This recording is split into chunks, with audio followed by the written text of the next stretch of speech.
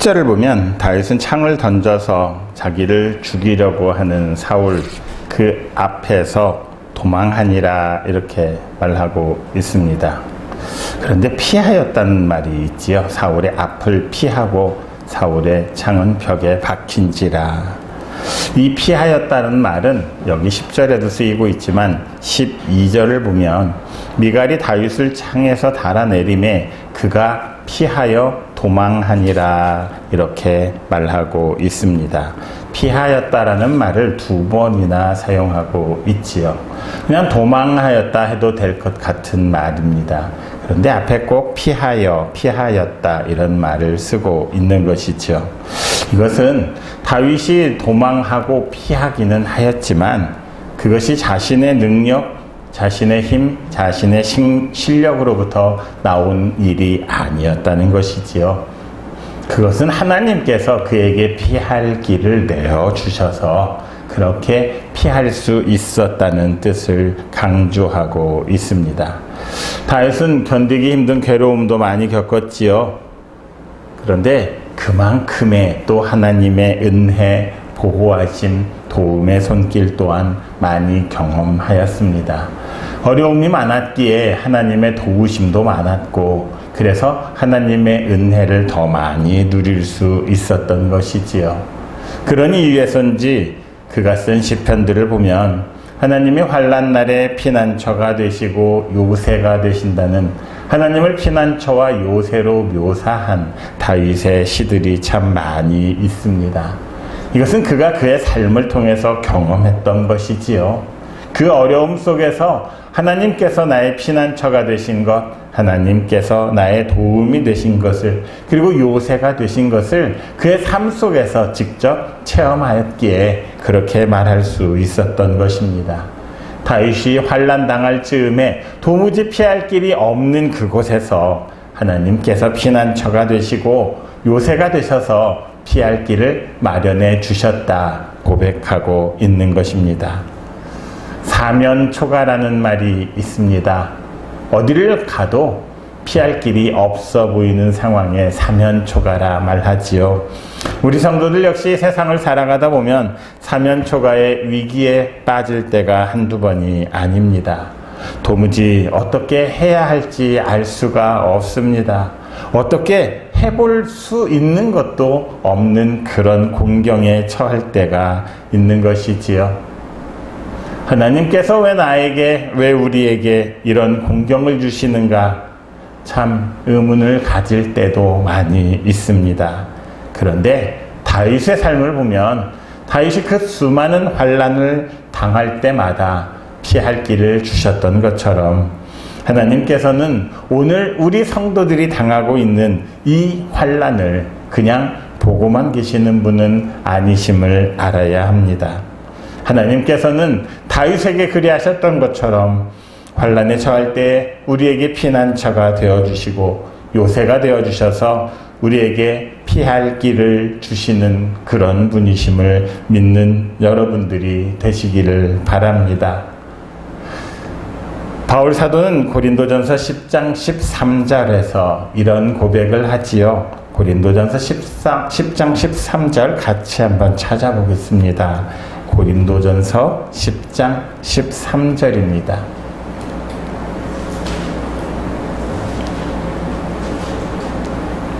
사면초가와 같은 어려움, 두려움 속에 사로잡힌 우리에게 참 큰 힘이 되어주는 고백이라 아니할 수 없습니다. 같이 한번 읽겠습니다.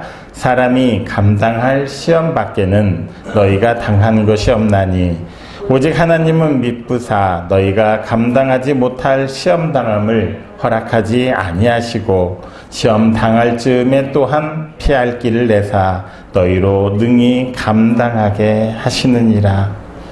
그렇습니다. 우리 하나님께서는 결코 감당할 수 없는 시험과 시련은 주지 않으시는 분이십니다. 혹여 시험을 주셨다 할지라도 꼭 피할 길을 내어주시는 분, 그분이 바로 우리 하나님이십니다. 그렇다면 우리 성도들은 어떤 어려운 환난을 당한다 할지라도 이것은 내가 충분히 감당할 시련이라는 것을 믿어야 할 것입니다. 이것은 어딘가에 꼭 우리 하나님께서 미리 준비해 주신 피할 길이 있을 거라는 사실을 잊지 말아야 하는 것이지요. 사방이 막혀 있을 때에는 위를 보라, 이런 말이 있습니다. 사방이 막혀 있으니 사방을 보아봤자 피할 길은 없다는 것이지요. 위를 보라는 말은 무슨 말이겠습니까? 그것은 사람의 눈으로 보지 말고 내 믿음의 눈으로 나의 구원이신 하나님을 바라보라는 것 아니겠습니까? 우리 하나님께서 나에게 피할 길을 내셨음을 믿고 내 믿음의 눈으로 그것들을 찾아보라는 것이겠지요. 믿음의 눈을 가지고 주변을 보다 보면 어딘가에 하나님께서 내어주신 그 피할 길이 있을 거라는 것입니다. 그래서 우리는 항상 민감하게 반응해야 합니다. 하나님의 작은 손짓 하나에도 우리는 주의를 기울일 줄 알아야 되고, 하나님의 그 작은 일 하나에도 하나님께서 주신 성령의 눈, 믿음의 눈으로 바라볼 수 있어야 합니다. 성도는 결코 피할 곳 없이 가로막혀 있고 사로잡혀 있는 사람들이 아닙니다. 세상이 우리를 아무리 옥죄려 한다 할지라도, 세상이 우리를 아무리 가두어 두려고 한다 할지라도 우리를 그렇게 할 수 없습니다. 우리는 결코 환난에 처하는 법이 없습니다. 오늘 본문 11절을 보면 다윗이 사울의 창을 피해서 집으로 도망했는데, 사울은 이제 전령들을 다윗의 집으로 보내서 거기서 지키고 있다가 그를 죽이고자 합니다. 그런데 12절에서는 사울의 딸 미갈이 그의 아버지의 계획을 미리 알고 그 밤에 다윗을 창에서 달아내려서 도주하도록 도와주었음을 볼 수 있습니다. 처음에는 요나단의 도움을 받고 살아날 수 있었지요. 그리고 이제는 사울의 딸인 미갈의 도움을 통해서 목숨을 건질 수 있었던 것입니다. 일반적인 생각으로 그 사람의 아들과 딸이 자기를 도와줄 거란 그런 생각을 하기 쉽지 않지요. 하지만 하나님께서는 생각지도 못한 사람으로부터 도움을 통해서 그 위기에서 피할 수 있게 하셨다는 사실을 기억해야 할 것입니다. 우리 성도들 또한 살아가다 보면 때때로 생각지도 못한 절박한 순간, 전혀 예상치도 못했던 곤경에 처할 때가 많이 있습니다. 그런데 그 곤경마다 정말 생각지도 못했던 곳에서 도움을 받는 경우가 허다하지 않습니까? 그 도움은 결코 그냥 단순한 우연한 도움이 아님을 알아야 합니다. 그 도움은 우리 하나님께서 나를 잊지 않고 기억하시고 계신다는 사실을 말하고 있기 때문입니다. 내가 어디에 처해 있는지, 어느 길을 걸어가고 있는지 우리 하나님께서는 모르시는 것이 아니라 이미 알고 계시면서 나와 함께 마음을 졸이며 동행하고 계심을 기억해야만 하는 것입니다. 이 세상의 험난함을 어찌 말로 다 표현할 수가 있겠습니까? 그만큼 악하고 험한 세상, 성도는 일반 사람들보다도 더 많은 위험에 노출되어 있을 것임을 기억하시기 바랍니다. 예수님께서 제자들을 세상에 보내실 때 하신 말씀이 무엇입니까? 내가 너희를 보냄이 양을 이리 가운데로 보냄과 같다, 이 말씀 아니겠습니까? 양을 이리에게로 보내는 것, 그것은 곧 죽으러 가라, 이렇게 말하는 것 아니겠습니까? 세상이 얼마나 흉악하면 그 제자들을 보내는 그 마음이 얼마나 우리 주님의 마음이 아팠으면, 오죽했으면 이런 말씀을 하셨겠습니까? 그런데 그러함에도 불구하고 양처럼 연약한 우리 주님의 제자들 결코 세상에 죽임을 당하지 않았습니다. 오히려 그들은 세상을 이겼고 그들은 승리하여서 지금은 모두가 사도의 반열에 올라 있지 않습니까? 우리들 또한 이 험악한 세상 속에서도 해를 당하지 않고 살아갈 수 있음을 기억하십시오. 내가 눈물의 골짜기를 지날지언정, 내가 죽음의 골짜기를 지날지언정, 우리 하나님께서는 나를 잊지 않고 계시고 때마다 시마다 일마다 그의 적합한 도움과 은혜로 우리를 붙잡아주고 계신 것 아니겠습니까? 그럴 때 우리의 필요를 기도로 간구하시는 여러분들이 되시기를 바랍니다. 그 기도에 지체하지 않으시고 우리를 도우시는 하나님이 있음을 잊지 않는 여러분이 되시기를 바랍니다. 그렇게 환난을 당할 때마다 낙심하기보다는 믿음의 눈을 들어서 하나님을 바라보는 여러분들이 되시기를 바랍니다. 그랬을 때 우리도 시편 기자처럼 나의 도움이 천지를 지으신 여호와에게서로다 이렇게 고백할 수 있지 않겠습니까? 나를 도우시는 우리 하나님을 바라볼 수 있지 않겠습니까? 오늘도 환난의 세상 속에서 우리를 도우시고 피할 길을 주시는 하나님을 바라보심으로써 하나님의 도우심을 경험하고 승리하는 여러분 모두가 되시기를 바랍니다. 오늘 본문을 보면 다윗은 참 다양한 방법으로 사울에게 죽음의 위협을 느낍니다. 사울은 창으로 죽이려고 했을 뿐만 아니라 전령을 보내어서 죽이려고 시도한 것도 있었지요. 이러한 모든 시도가 다 실패하고 말았습니다. 사울이 다윗을 죽이고자 했던 것, 그것은 다윗을 시기한 때문이기도 하지만 그 당시에 그가 가지고 있던 왕권을 가장 위협하는 존재가 다윗이었기 때문입니다. 자신의 욕심을 채우는데 가장 걸림돌이 되는 게 다윗이었다는 것이지요.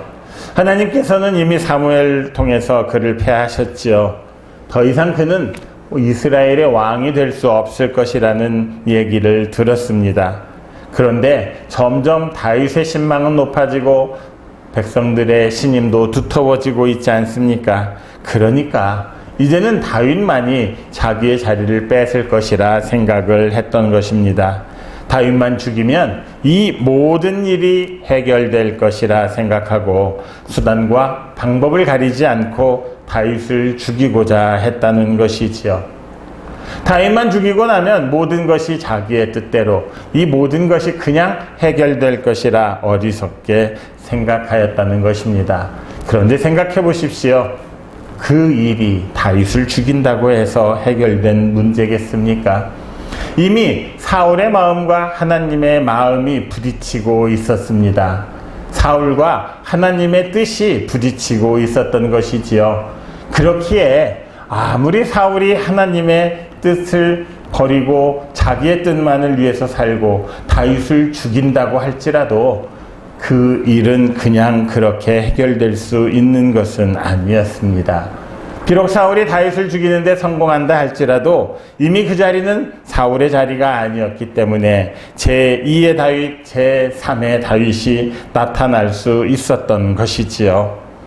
결국 사울은 하나님의 뜻을 알고도 자기의 욕심을 채우기 위한 온갖 나쁜 방법들을 동원해서 하나님의 뜻을 막고자 하였지만 그것은 결코 이루어질 수 없는 헛된 인간의 어리석은 노력이었음을 알아야 합니다. 앞에서도 말했지만 하나님의 사람들, 하나님께서 무시로 때때로 항상 피할 길을 내어주시면서 동행하시면서 지켜주시는데 어찌 그 일이 성공할 수 있겠습니까? 사울은 오늘날 하나님의 뜻을 가로막고자 어리석은 인간의 마음들, 인간의 계획들을 가지고 하나님의 뜻을 막고자 하는 악한 세력들을 의미할 수 있습니다. 오늘 사울이 다윗에게 이렇게 할 수 있었던 것은 악령이 그를 지배하였기 때문이지요. 악령은 사탄 마귀를 뜻합니다. 사탄 마귀에 지배받는 악한 세력들은 오늘 이 시간에도 하나님의 뜻을 따르고자 하는 우리 성도들을 힘들게 하고 가슴 아프게 할 수 있습니다. 그들은 또한 온갖 힘과 계략을 동원해서 인간을 구원하시고자 하시는 하나님의 뜻을 방해하고 무산시키려고 하고 있습니다. 성도들의 구원을 시기하는 것, 그게 가장 사탄 마귀가 행하는 일이지요. 그래서 그들은 온갖 방법을 다 동원해서 옳은 일을 하고자 하는 성도들을 회방하고자 할 것입니다. 그러다 보니 이 세상에서 아무래도 그들은 성공하는 것처럼 보이기도 합니다. 때때로 강력한 힘을 가진 것처럼 보이기도 하지요. 하지만 그들의 승리는 잠깐이고 그냥 흩어지는 아침 이슬과 같이 사라져 버릴 것입니다. 사울의 시도가 모두 헛된 시도가 되었던 것처럼 다윗을 향한 사울의 시도처럼 그 악한 사람들의 시도는 모두가 실패로 돌아갈 수밖에 없을 것입니다. 우리는 여기에서 온 우주 만물과 성도 개개인을 향한 하나님의 뜻은 결코 악한 자들의 사악한 뜻으로부터 무너질 수 없다는 사실을 알아야 합니다. 일시적으로는 그들이 흥할 것 같아 보이고 일시적으로는 그들이 이 세상에서 더 큰 힘을 가지고 우리 성도들을 괴롭히는 것 같지만 결국 하나님의 뜻만이 바로 서리라 성경은 이렇게 말하고 있지 않습니까? 그렇다면 오늘 말씀을 통해서 다윗의 모습을 통해서 우리 성도들은 오직 하나님의 그 옳은 뜻만이 바로 설 것이라는 믿음을 가지고 세상에 담대하게 살아야 합니다. 세상에 사는 사람들은 세상에서 이익을 얻고자 항상 악인들의 꾀를 따르려고 합니다. 그것이 나의 일신에 나의 성공에 더 좋을 수도 있기 때문입니다. 하지만 시편 1편 1절은 이렇게 말하지요. 복 있는 사람은 악인의 꾀를 따르지 아니하며 결코 우리 성도들은 악인의 길을 따라가지 않아야 합니다.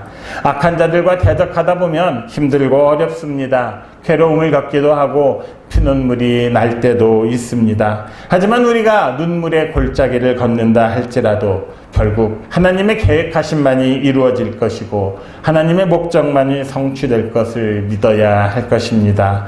매사에 하나님의 뜻이 바로 설 수 있는 그런 삶을 우리가 살아야 하겠지요.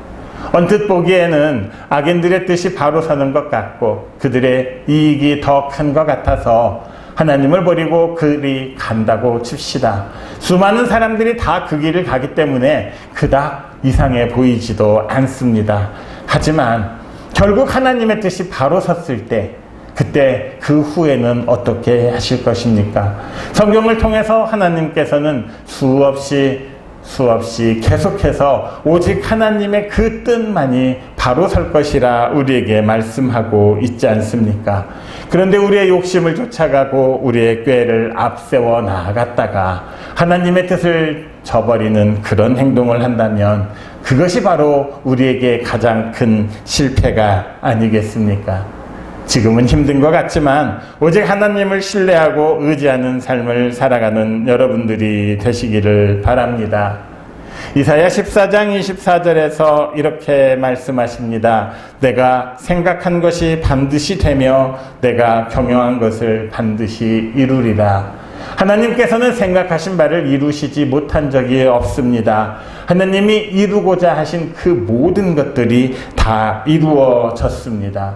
나 개인을 향한 뜻도 우리 모두를 향한 뜻도 하나님은 계획하셨기에 이 자리에 오늘 우리와 함께하고 계시는 것 아니겠습니까? 그 믿음을 가지고 승리하는 여러분들이 되시기를 바랍니다. 사랑하는 성도 여러분, 사울이 다윗의 목숨을 해치려고 했듯이 이 세상에는 성도를 해치려고 하는 수많은 악한 무리들이 있습니다. 아무리 사면 초가와 같은 상황에 처한다 할지라도 믿음의 눈을 들어보면 하나님께서 예비하신 피할 길들을 찾으실 수 있을 것입니다. 하나님께서는 우리가 견딜 만한 시험, 이길 만한 시험만 주신다 하셨지요. 그러고도 시험이 있다면 그 시험에는 피할 길을 내어 주신다 약속하셨습니다. 그렇다면 그 약속을 믿는 여러분들이 되시기를 바랍니다. 다윗이 그랬던 것처럼 처한 환경마다 곤경마다 피할 길을 내시는 하나님이심을 잊지 마시기 바랍니다. 하나님께서는 고난을 허락하시되 고비 때마다 피할 길을 내심으로써 우리 성도가 실패하는 것, 무너지는 것을 결코 허락하지 않으시는 분이심을 아시기 바랍니다. 오늘도 하나님의 선한 목적이 이루어지는 그 믿는 믿음으로 나에게 피할 길을 주시는 하나님으로 인하여 승리하는 여러분들이 되시기를 바랍니다. 오직 나의 피난처가 되시고 나의 구원이 되시는, 그렇게 나에게 피할 길을 주시는 하나님이시라는 그 믿음으로 인해서 여러분 모두가 또 한 주간 풍요로운 삶을, 평강의 삶을 사시기를 그리스도이신 예수님의 이름으로 축원합니다.